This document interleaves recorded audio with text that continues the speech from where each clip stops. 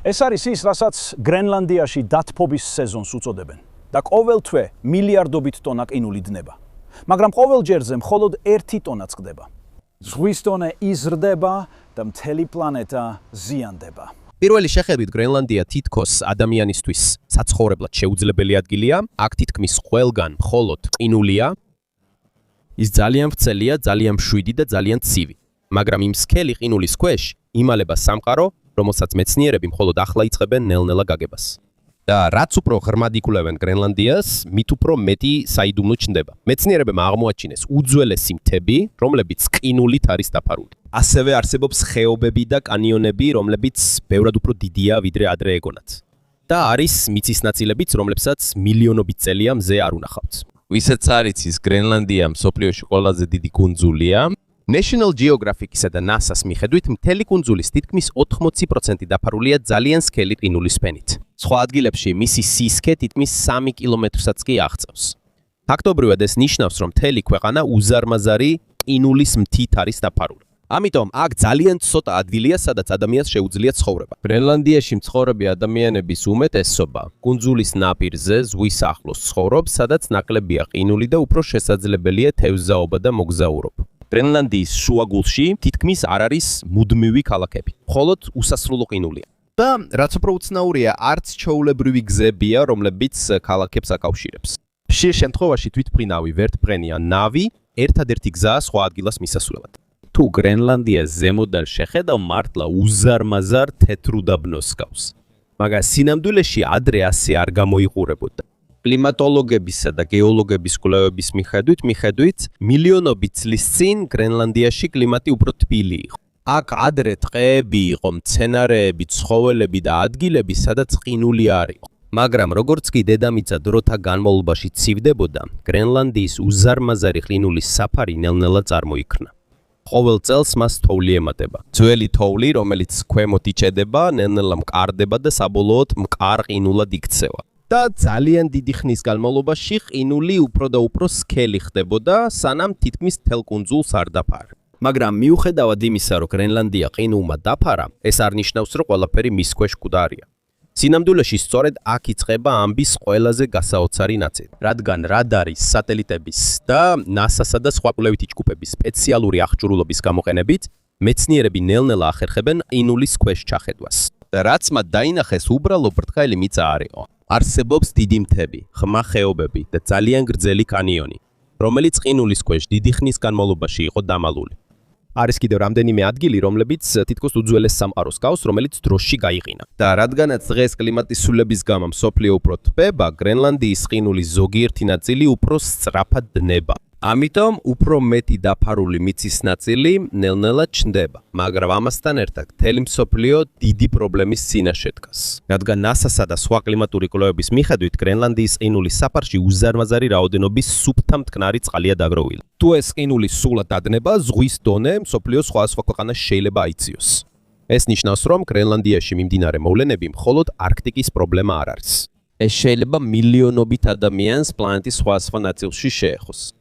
და რაც უფრო მეტად დნება ყინული, გრენლანდიის კიდევ უფრო მეტი საიდუმლო გამოდის თრის სინათლეზე მისი სქელი ყინულის ქვეშიდან. საიდუმლოებები, რომლებიც დედამიწის ყველაზე ცივმა ადგილმა ათასობით წლის განმავლობაში დამავა. მაგრამ მოიცადეთ ერთი წამით შევჩერდება. სანამ განვაგრძობთ საუბარს, გთხოვთ დაალაიქოთ ეს ვიდეო და გამოიწეროთ არხი. ეს ჩვენთვის, კონტენტ კრეატორებისთვის დიდი დახმარებაა. მადლობთ, ახლა კი დაუბრუნდეთ თემას. გრენლანდიაში მხოლოდ ყინული არ არის დამალული. აქ ასევე ინახება დედამიწის კლიმატის ერთ-ერთი ყველაზე გრძელი ჩანაწერი. ბევრი ათწლეულის განმავლობაში მეცნიერები გრენლანდიის ყინულის საფარში ძალიან ღრმად ბურღავენ, რათა აიღონ ეგრეთ წოდებული ყინულის ბირთვები. ეს უბრალოდ გრძელი მილიასავითაა უძველესი ყინულით, რომელიც გლაციერის ქვეშიდან ამოიღეს. მისი თითოეული ფენა კი თითქოს ძველი დღიურის გვერდია ჩვენი სამყაროსთვის. ყინულის თითოეული ფენა ოდესღაც თოვლი იყო, რომელიც ათასობით წლის წინ ჩამოვარდა. დროის გასვლასთან ერთად ის ახალი თოვლის ქვეშ იჭედება, სანამ არ გამაგრდება და მყარ ყინულად არ გადაიქცევა. რაც უფრო გასაოცარია, ყინულში პატარა ჰაერის ბუშტები არის გამომწყვდეული. NASA-სა და კლიმატის კვლევართა თქმით, ეს ჰაერი თითქოს დროის კაფსულას გავს. ამის წყალობით მეცნიერებს შეუძლიათ გაიგონ, როგორი იყო დედამიწის ატმოსფერო ადრე, რამდენად ცხელი იყო კლიმატი, რამდენი იყო სათბურის აირები და როგორ შეიცვალა მსოფლიო ძალიან დიდი ხნის განმავლობაში. ამ ყინულის ბირთვების წყალობით კვლევებმა აღმოაჩინეს, რომ დედამიწაზე რამდენჯერმე მოხდა კლიმატის მკვეთრი ცვლილება. უკვე ადრე არსებობდა პერიოდები, როდესაც ძალიან ციოდა და ასევე პერიოდები, როდესაც უფრო თბილი იყო ვიდრე ახლა. ეს ნიშნავს, რომ პლანეტის კლიმატი დიდი ხანია ცვლილებებს განიცდის, მაგრამ მრავალი თანამედროვე კლიმატის კვლევის მიხედვით დღეს დედამიწის გათბობა უფრო სწრაფად მიმდინარეობს, ვიდრე წარსულში ბუნებრივი კლიმატური ცვლილებების დროს. და როცა გრენლანდიის ქვეშ უფრო დეტალურად იკვლევენ, კიდევ ერთი უფრო გასაოცარი აღმოჩენა დაკესდა. მის ქვეშ მხოლოდ უძველესი ყინული არ არის. არსებობს ადგილები, სადაც დამალულია მიწა, მცენარეები და ორგანული მასალა, რომელიც ძალიან ძველია. ზოგი მეცნიერი ასევე აღმოაჩინა ფოთლების, ტოტების და გაყინული მიწის ნაშთები სქელი ყინულის ქვეშ. ეს ნიშნავს, რომ ოდესღაც გრენლანდია მთლიანად ყინული დაფარული არ ყოფილა. მისი ნაწილი მცენარეებით იყო დაფარული და შესაძლოა ტუნდრის ეკოსისტემას ჰგავდა. ეს გავს ცივ მინდორს, სადაც მარტივი მცენარეები და მცირე ზომის ცოცხალი არსებებია. და რაც უფრო გასაოცარია, ამ მტკიცებულებებიდან ზოგიერთი ASHR-ის ძველი ყინულის ბურღვის პროექტებიდან აწლეულების წინ არის მიღებული. ამიტომ ბევრი მეცნიერი უფრო მეტად დარწმუნდა, რომ გრენლანდიის ყინულის საფარი ოდესღაც ძალიან შემცირდა უძველეს დროში. და შესაძლებელია ეს მაშინ მოხდა, როცა დედამიწის კლიმატი უფრო თბილი იყო. მაგრამ აქ მხოლოდ კლიმატის ისტორია არ არის დამალული, გრენლანდიის ყინულის ქვეშ არსებული თავად გრენლანდიის გარეგნობა ძალიან უცნაურია. რადგან NASA-ს და სხვა კვლევითი ჯგუფების რადარული რუკების მიხედვით, გრენლანდიის ქვეშ უბრალოდ ბრტყელი მიწა კი არ არის. არსებობს მთები, ხეობები და უზარმაზარი კანიონი, რომელიც ყინულის ქვეშ კუნძულის ჩრდილოეთ ნაწილშია დამალული. კვლევების მიხედვით, ეს კანიონი 100 კილომეტრზეა გადაჭიმული და ძალიან ღრმაა. ზოგი მეცნიერი მას ზომით ამერიკის გრანდ კანიონს ადარებს. მაგრამ განსხვავება ისაა, რომ ეს ადამიანს არ შეუძლია დაინახოს, რადგან ის დაფარულია ძალიან სქელი ყინულით, ძალიან დიდი ხნის განმავლობაში. მიიჩნევა, რომ აქ ადრე უძველესი მდინარე მიედინებოდა. სანამ გრენლანდიის გიგანტური ყინულის საფარი წარმოიქმნებოდა. ეს ნიშნავს, რომ სანამ ეს ადგილი ყინულით დაიფარებოდა, აქ ადრე წყალი მიედინებოდა. და რადგან დღეს რადარის ტექნოლოგია უფრო განვითარებულია, მეცნიერები უფრო მკაფიოდ ხედავენ გრენლანდიის ქვეშ დამალული სამყაროს ნამდვილ ფორმას. ზოგიერთი მთა თითქმის ყინულიდან გამოდის. ქვებს, რომლებიც ყინულის ზედაპირზე ამოწეული, ნუნატაკი ეწოდება. ისინი პატარა ქვის კუნძულებს გვანან უზარმაზარი თეთრი ყინულის შუაგულში. მაგრამ კიდევ უფრო გასაოცარია ერთი რამ. კვლევების მიხედვით, გრენლანდიის ყინულის საფარი იმდენად მძიმეა, რომ მან თვითონ კუნძულის მიწა ქვემოთ ჩაწია. ზოგიერთ ნაწილში, გრენლანდიის შუაგულში მიწა ზღვის დონეზე დაბლაა, რადგან მასზე არსებული ყინული ძალიან მძიმეა. და ზოგიერთი სამეცნიერო მოდელის მიხედვით, თუ ახლა უცებ გაქრება მთელი ყინული, შესაძლებელია გრენლანდელია გრენლანდიის გარეგნობა მთლიანად შეიცვალოს. ერთიანი კუნძულის ნაცვლად შეიძლება გამოიყურებოდეს როგორც ერთმანეთისგან გამოყოფილი კუნძულების ჯგუფი, რომელსაც ზღვა აკრავს. ეს ნიშნავს, რომ გრენლანდია მხოლოდ ყინულს არ ცვლის, თვითონ მიწის ფორმაც კი შეცვლილია. ყინულის უზარმაზარი მასის გავლენით მილიონობით წლის განმავლობაში. და ეხლა როცა ყინულის ზოგიერთი ნაწილი უფრო მეტად დნება, უფრო მეტი საიდუმლო ძველი გრენლანდიისა ნელ-ნელა ჩნდება ამ გაყინული სამყაროს ქვეშიდან, თუმცა მაინც. რაც უფრო ღრმად იკვლევენ მეცნიერები გრენლანდიას, მით უფრო ნათელი ხდება, რომ ეს უბრალოდ ყინულის ბლოკი არ არის. მის ქვეშ არის უძველესი კატასტროფების კვალი, დამალული ტბები და ცოცხალი ორგანიზმები, რომლებიც არსებობენ თითქმის სრული სიბნელისა და უკიდურესი სიცივის პირობებში. 2018 წელს მკვლევარებმა გრენლანდიის ჩრდილო-დასავლეთ ნაწილში გასაოცარი აღმოჩენა გამოაცხადეს. რადარის გამოყენებით, რომელსაც შეუძლია შეიხედოს სქელი ყინულის ქვეშ. მათ აღმოაჩინეს უზარმაზარი კრატერი, რომელიც დამალულია ყინულის ფენების ქვეშ. კვლევების მიხედვით შესაძლებელია ეს კრატერი მეტეორით იყო შექმნილი, რომელიც დედამიწას დაეცა. 1000 წელია გასული, ეს კრატერი ძალიან დიდია. მისი დიამეტრი თითქმის 30 კილომეტრია, რადგან ის სწრაფად დაიფარა ყინულით ძალიან კარგად არის შენარჩუნებული. როგორც ჩანს, გრენლანდიამ დამალა უძველესი შეჯახების კვალი კოსმოსიდან. მაგრამ ეს არ არის ერთადერთი, რაც ყინულის ქვეშ არის დამალული. მეცნიერებმა ასევე აღმოაჩინეს ყინულის ქვეშა ტბები, ეს არის ტბები, რომლებიც ზედაპირზე არ ჩანს, რადგან ისინი ძალიან სქელი ყინულის ქვეშ იმალებენ. სხვა სიტყვებით რო ვთქვათ, დიდი ხნის განმავლობაში გაყინული ყინულის ქვეშ ნამდვილი წყალია დამალული. კვლევების მიხედვით ეს თბები წარმოიქმნება ყინულის საფარის დიდი წონისა და მიწისქვეშა სითბოს კომბინაციის შედეგად. ზოგიერთ ადგილას ყინულის ქვედანაწილი დნება მიუხედავად ზედაპირის ძლიერი სიცივის. ამიტომ ყალიბდება წყლის ჯიბეები, რომლებიც მყინვარის ქვეშ არის გამომტყდეული. ამ თბებიდან ზოგიერთი პატარაა, მაგრამ ზოგიერთი სიგრძეში რამდენიმე კილომეტრს აღწევს. და რაც უფრო გასაოცარია, ამბობენ, რომ ისინი იცვლებიან კიდეც, როცა ყინული მათ ზემოთ მოძრაობს. ეს ნიშნავს, რომ გრენლანდიის ქვეშ პროცესები ჯერ კიდე ცოცხალი და აქტიურია. მიუხედავად იმისა, რომ ზედაპირზე ყველაფერი მშვიდად და გაყინულად ჩანს. მაგრამ ყველაფერი კიდე უფრო უცნაური გახდა, როცა მეცნიერებმა ყინულის ქვეშ უძველესი სიცოცხლის მტკიცებულება აღმოაჩინეს. კემპ-სენტურიში, ჩრდილო-დასავლეთ გრენლანდიაში, ყინულის ბირთვის ნიმუშებში გაყინული მცენარეების ნაშთები აღმოაჩინეს. იყო ფოთლები, ტოტები და ორგანული მასალები, რომლებიც ძალიან ძველია. კვლევართა თქმით, ზოგიერთი მათგანი შესაძლოა მილიონ წელზე მეტის იყოს.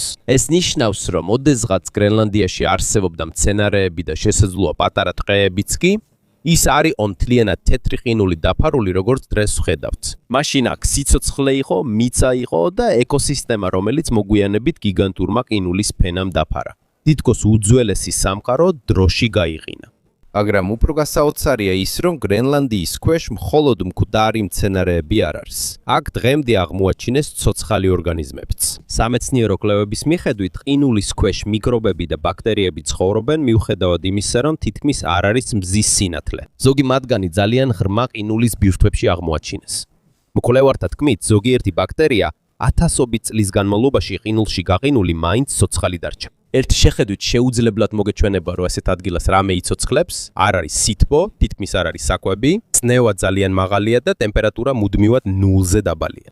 მაგრამ ისინი მაინც პოულობენ გზას. ეს პატარა ორგანიზმები მაინც ახერხებენ გადარჩენას. მცენარეების მსგავსად, მზის შუქის გამოყენების ნაცვლად ისინი იღებენ ენერგიას ქიმიური რეაქციებიდან, რომლებიც ხდება მათ გარშემო არსებულ ქვებსა და მინერალებში. მეცნიერები ამას ქემოსინთეზს უწოდებენ, ეს ნიშნავს, რომ მზის გარეშეაც არსებობს გზა სიცოცხლის არსებობისთვის.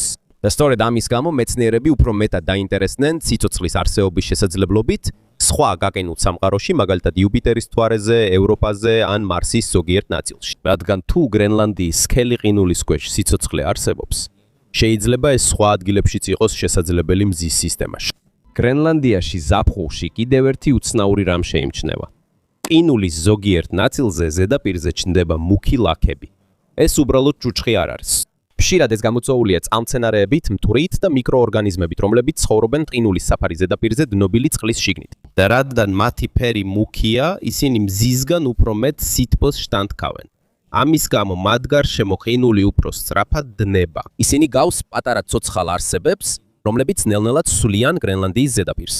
ამიტომ რაც უფრო მეტად სწავლობს სოფლიო გრენლანდიას, მით უფრო ნათელი ხდება, რომ ეს დედამიწის უზარმაზარი გაყინული არქივია. ეს უბრალოდ ყინულის მასა არ არის. ეს არის ადგილი, რომელიც ინახავს უძველესი კლიმატის კვალს, მეტეორიტის დაცემის ნიშნებს, დამალულ ტბებს და ორგანიზმებს, რომლებსაც შეუძლიათ გადარჩენა პლანეტის ერთ-ერთ ყველაზე უკიდურეს გარემოში. რაც უფრო მეტად იკვლევენ მეცნიერები გრენლანდიის ყინულის ქვეშ არსებულს, ერთი კითხვა კიდევ უფრო მეტად აინტერესებთ. შესაძლოა თუ არა, რომ ყინულის ქვეშ უფრო დიდი ეკოსისტემები იმალება. არა მხოლოდ უბრალო ბაქტერიები, არამედ ადგილები, რომლებსაც საკუთარი პატარა სამყარო აქვთ. ეს იდეა უბრალოდ ფანტაზია არ არის, რადგან ანტარქტიდაზე ყინულის სქელი ფენის ქვეშ სუბგლაციალური ტბები აღმოაჩინეს. და სამეცნიერო ექსპედიციების მიხედვით, როცა მკვლევრებმა ამ ტბებიდან ზოგიერთში ბურღვა დაიწყეს, მათ აღმოაჩინეს მიკრობები და პატარა ორგანიზმები, რომლებიც დიდი ხანია გარე სამყაროსგან იზოლირებულნი არის.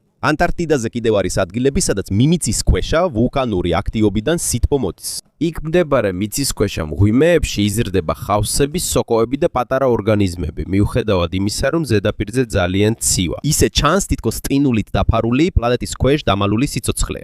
გრენლანდიაში კი ასეთი ვულკანური მღვიმეების სისტემა ჯერ არ აღმოუჩენიათ. მაგრამ კვლევების მიხედვით კუნძულის ქვეშაც არის რამდენიმე გეოთერმული ცხელი წერტილი. ეს ნიშნავს, რომ გრენლანდიის ზოგიერთ ნაწილში დედამიწის შიგნიდან ბუნებრივი სითბოა. და ამის გამო შესაძლებელია ყინულის ქვეშ იყოს ადგილები, სადაც მდნარი წყალია და პირობები, რომლებიც მარტივი სიცოცხლის ხარდაჭერას შეძლებს. ამ დროისთვის გრენლანდიის ქვეშ არც დიდი ცხოველების და არც უცნაური არსებების მტკიცებულება არ არსებობს. მაგრამ მეცნიერების თქმით, შესაძლებელია იქ იყოს პატარა ეკოსისტემები, რომლებიც ჯერ კიდევ არ აღმოუჩენიათ. და ყოველი ნიმუში ტალახის, ყინულის ან მიკროორგანიზმის, რომელსაც ისინი იღებენ მყინვარის ქვეშიდან, ახალ ინფორმაციას იძლევა გადარჩენაზე უკიდურეს გარემოში.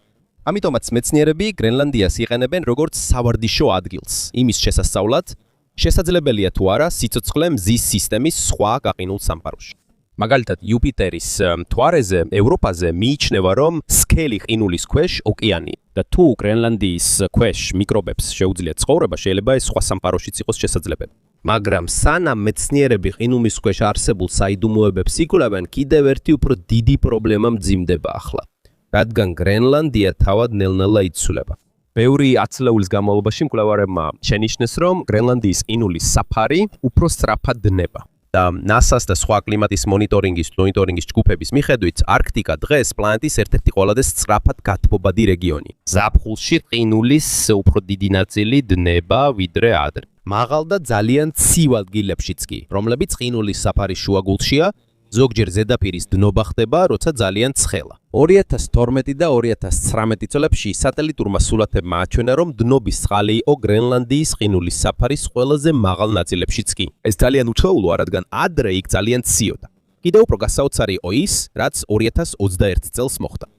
თანამედროვე ჩანაწერების მიხედვით, პირველად გრენლანდიის ყინულის საფარის მწვერვალზე თოვლის ნაცვლად წვიმა მოვიდა. და ბევრი მეცნიერისთვის ეს ნათელი ნიშანია იმისა, თუ რამდენად ძლიერად და სწრაფად იცვლება კლიმატი არქტიკაში. გრენლანდიის გარშემო კი ბევრი მყინვარი, რომელიც პირდაპირ ზღვას უკავშირდება, ნელ-ნელა თხელდება. ისინი უფრო სწრაფად სრიალებენ ოკეანისკენ. და ამის გამო უფრო მეტი გიგანტური აისბერგი წყდება და დივდივებს ზღვაში. კვლევების მიხედვით, გრენლანდიაში ყოველწლიურად მილიარდობით ტონა ყინული ქრება. და ამით მხოლოდ გრენლანდია არ ზარალდება. რადგან როდესაც ყინულის საფარი დნება და უზარმაზარი რაოდენობის სუფთა წყალი ოკეანეში ჩაედინება, ეს ახლა ერთ-ერთი მთავარი მიზეზია ზღვის დონის ზრდის მთელ მსოფლიოში. პირველი შეხედვით, ზღვის დონის ყოველწლიური მატება თითქოს უმნიშვნელოა. მაგრამ როდესაც ეს ცვლილებები ათწლეულების განმავლობაში გროვდება, მას დიდი გავლენა აქვს სანაპირო ქალაქებსა და დაბალმდებარე ადგილებზე სხვადასხვა ქვეყანაში. და მრავალი კლიმატური პროგნოზის მიხედვით, ეს მდგომარეობა შეიძლება კიდევ უფრო გაუარესდეს ამ საუკუნის ბოლოსთვის, თუ გლობალური დათბობა სწრაფად გაგრძელდება. ამიტომ, როცა გრენლანდიის ქვეშ ნელ-ნელა იშლება და ჩნდება უძველესი სამყარო, ერთი აშკარა სიმართლეც იკვეთება. ყინული მუდმივი არ არის, ის მოძრაობს და დნება. და როცა დედამიწის კლიმატი იცვლება, ნელ-ნელა ჩნდება საიდუმლოებები, რომლებიც ათასობით წლის განმავლობაში ყინულოვანი ზედაპირის ქვეშ იყო დამალული. დღესდღეობით მეცნიერებისთვის ყველაზე დიდი კითხვა აღარ არის ის დნება თუ არა გრენლანდია, არამედ რამდენ ხანს შევძლებთ ამის შეჩერებას. რადგან მრავალი კლიმატური კვლევის მიხედვით არსებობს ალბათობა, რომ მსოფლიო მიაღწევს ეგრეთ წოდებული გარდამტეხ წერტილს. ეს არის ის წერტილი, როდესაც ყინული მაინც გაქრება, თუნდაც ადამიანებმა შეამცირონ სადგურის გაზების ემისიები.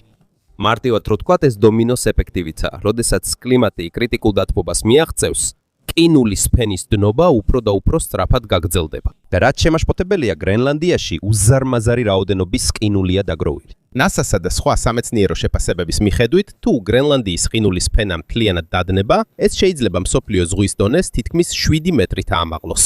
ეს ძალიან დიდი მაჩვენებელია. ბევრი სანაპირო ქალაქი სხვადასხვა ქვეყანაში შეიძლება დაიტბოროს ან საერთოდ გაქრეს რუკიდან. თუ ეს მოხდება. მაგრამ მეცნიერები განმარტავენ, რომ ეს რამდენიმე წელიწადში არ მოხდება. ამას შეიძლება ასეულობით წელი დასჭირდეს. მაგრამ პრობლემა ისაა, რომ ცვლილებები, რომლის დაბრუნებაც უკვე რთულია, უკვე იცლება. და როცა დედამიწა თბება, ორი რამ კიდევ უფრო აჩქარებს გრენლანდიის დნობას. პირველი, მის გარშემო ოკეანე თბება. როცა ზღვის წყალი უფრო თბილია, ის ჭამს მყინვარების ქვედა ნაწილს, რომლებიც პირდაპირ უკავშირდება ზღვას. მეორე, ყინულის ზოგიერთი ნაწილი მუქდება, როცა ყინულის ზედაპირზე ტანსაცმელია, მტვერი ან მუქი მიკროორგანიზმები ის უფრო მეტ მზის სითბოს შთანთქავს. მზის შუქის უკან ასახვის ნაცვლად, ყინული უფრო თბება. ამის გამო ის უფრო სწრაფად დნება. ეხლა გრენლანდიაში ჩვეულებრივი გახდა ის სცენები, რომლებიც ადრე იშვიათად ჩანდა. არსებობს მდინარეები, რომლებშიც დამდნარი ყინულის წყალი პირდაპირ მყინვარის ზედაპირზე მიედინება. ზოგიერთი მათგანი მკვეთრი ლურჯი ფერისაა, ხოლო სხვა ადგილებში არის ღრმა ხვრელები, რომლებსაც მოულინებს უწოდებენ. აქ ზედაპირიდან დნობის წყალი ეშვება ყინულის ფენების ქვეშ. როდესაც მყინვარის ქვეშ მეტი წყალია, ყინული უფრო ადვილად სრიალებს და უფრო სწრაფად მოძრაობს ზღვისკენ. 2010 წელს გრენლანდიაში იყო ერთი ტბა, რომელიც თითქმის ერთ ღამეში გაქრა მას შემდეგ, რაც წყალი ყინულის ფენის ქვეშ ჩაედინება. თითქოს მყინვარმა პირდაპირ თანთქა მთელი ტბა. მაგრამ გრენლანდიის დნობისას მხოლოდ საფრთხე არ ჩნდება. ამასთან ერთად, სხვადასხვა ქვეყნების და კომპანიების ინტერესი ძლიერდება იმ სიმდიდრეების მიმართ, რომლებიც ყინულის ქვეშ არის დამალული. გეოლოგიური კვლევების მიხედვით გრენლანდია მდიდარია სხვადასხვა ძვირფასი მინერალებით. არსებობს იშვიათი მიწიერი ელემენტები, თუთია, რკინა, ოქრო, ურანი და ძვირფასი ქვები, როგორიცაა რუბინები. განსაკუთრებით მნიშვნელოვანი გახდა იშვიათი მიწიერი ელემენტები, რადგან ისინი გამოიყენება თანამედროვე ელექტრონიკაში, ბატარეებში, ქარის ტურბინებში და სხვა მწვანე ტექნოლოგიებში. ამიტომაც ბევრი ქვეყანა დაინტერესებულია გრენლანდიით. სამხრეთ გრენლანდიაში არის რამდენიმე საბადო, რომლებიც ითვლება მსოფლიოს ერთ-ერთ უდიდესად. განგარიშების მიხედვით, სხვადასხვა ქვეყნებიდან, როგორიცაა ავსტრალია და ჩინეთი, სამთო კომპანიები დიდი ხანია დაინტერესებული არიან ამ ტერიტორიით.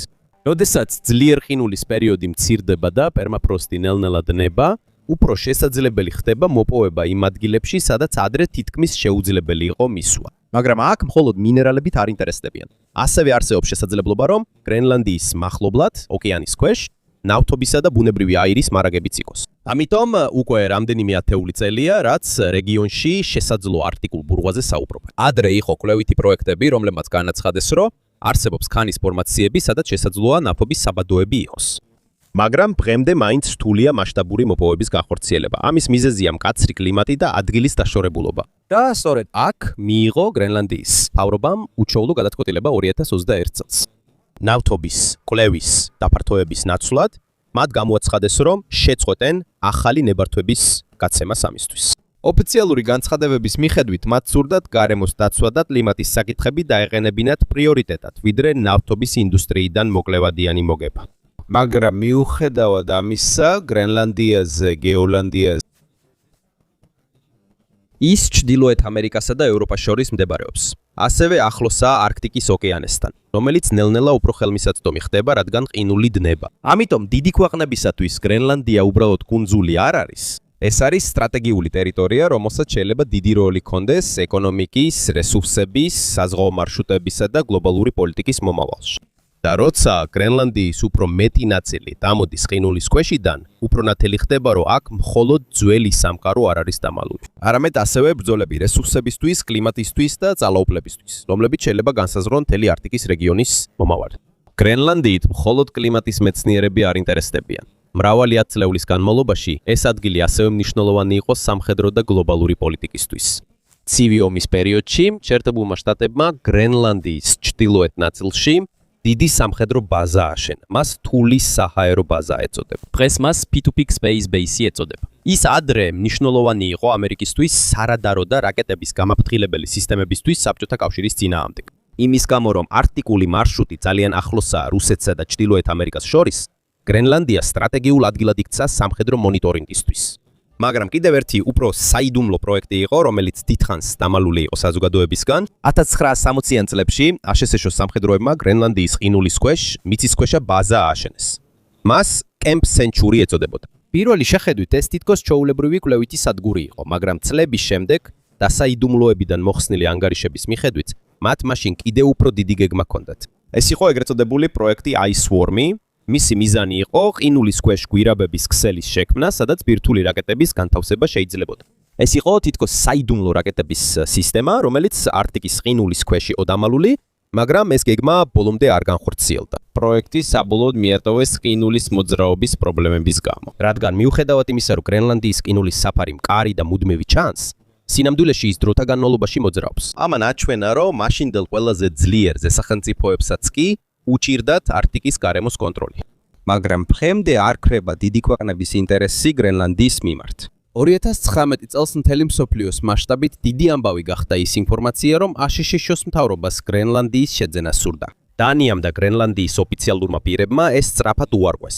მაგრამ ამან აჩვენა, რამდენად მნიშვნელოვანია კუნძული თანამედროვე გეოპოლიტიკაში. ამერიკის გარდა ჩინეთსაც აქვს აქ ინტერესი. ბოლო წლებში ჩინეთის ჩართულობა არქტიკაში გაიზარდა სამეცნიერო პროექტების მოპოვებისა და ინვესტიციების გზით. და ზოგიერთი ანალიტიკოსის თქმით, ეს უფრო დიდი სტრატეგიის ნაწილია, რათა არქტიკის რეგიონში გავლენა მოიპოვოს. რადგან არქტიკაში ყინული უფრო მეტად დნება, მსოფლიოს ჩრდილოეთ ნაწილში ახალი საზღვაო მარშრუტები უფრო შესაძლებელი ხდება. ადრე თითქმის შეუძლებელი იყო სატვირთო გემებისთვის არქტიკის გავლა, რადგან ზღვა მუდმივად გაყინული იყო. მაგრამ კლიმატის დათბობის შედეგად ზოგიერთი მარშრუტი უფრო დიდხანს რჩება ღია და თუ ეს გაგრძელდება, შესაძლებელია, რომ აზიიდან ევროპაში არქტიკის ოკეანის გავლით უფრო სწრაფი მარშრუტი გაჩნდეს. ეს ნიშნავს, რომ შეიძლება შემცირდეს დრო და ხარჯები გადაზიდვას. ამიტომ ბევრი ქვეყანა გრენლანდიაში მხოლოდ ყინულს არ ხედავს. ისინი ხედავენ ვაჭრობის რესურსებისა და სტრატეგიული კონტროლის მომავალს არქტიკაში. და რადგან გლობალური ინტერესი აქ იზრდება, გრენლანდიის მომავლის საკითხიც უფრო და უფრო მნიშვნელოვანი ხდება. ამჟამად გრენლანდია ავტონომიური ტერიტორია დანიის სამეფოს შემადგენლობაში. მას აქვს საკუთარი პარლამენტი და მთავრობა, რომელიც ადგილობრივი საქმეების უმეტესობას მართავს. მაგრამ თავდაცვა და საგარეო პოლიტიკა კვლავ დიდწილად დანიისთან არის დაკავშირებული. დღესაც კი ბევრი გრენლანდიელი უფრო დიდ კონტროლს ისურვებდა საკუთარ მიწასა და რესურსებს. ზოგიერთ ფიქრობს, რომ ერთ დღეს ეს შეიძლება სულად დამოუკიდებელი ქვეყანა გახდეს, მაგრამ ეს საკითხი რთული. რადგან გრენლანდიის ეკონომიკის დიდი ნაწილი კვლავ დანიის ძლიური ფინანსური გრანტებით არის მხარდაჭერილი. თუ ის დამოუკიდებელი გახდება, მას დასჭირდება საკმარისი საკუთარი შემოსავალი, ისეთი ინდუსტრიები და როგორიცაა თევზჭერა, ტურიზმი და სამთო მრეწველობა. და აქ ბალანსის დაცვა უფრო რთული ხდება, რადგან რაც უფრო მეტი ეკონომიკური შესაძლებლობა ჩნდება გრენლანდიაში, მით უფრო იზრდება მისი გარემოსთვის საფრთხე. ზოგიერთი ადამიანი სურს გააფართოვოს სამთო მრეწველობა და განვითარება, მაგრამ სხვებს სურთ დაიცვან მყიფე არქტიკული ეკოსისტემა. და გრენლანდიის მთავრობამ ეს უკვე აჩვენა 2021 წელს, როდესაც მათ შეაჩერეს ახალი ნავთობის ძიების ლიცენზიების გაცემა კლიმატის პრობლემების გამო. მოკლედ რო თქვათ, ისინი არ სურთ ბუნების დაუყოვნებლივ გარისკვა მხოლოდ სწრაფი მოგებისთვის. გრენლანდია ასევე აქტიური მონაწილეა არქტიკის დისკუსიებსა და კლიმატის მოლაპარაკებებში. ისინი ხშირად წარმოაჩენენ არქტიკის რეგიონში დიდი ხნის განმავლობაში მცხოვრები ძირძველი თემების ხედვას. მათთვის აქ მხოლოდ რესურსები არ არის სასტორზე, არამედ კულტურა, ბუნება და მომავალი თაობებისთვისაც.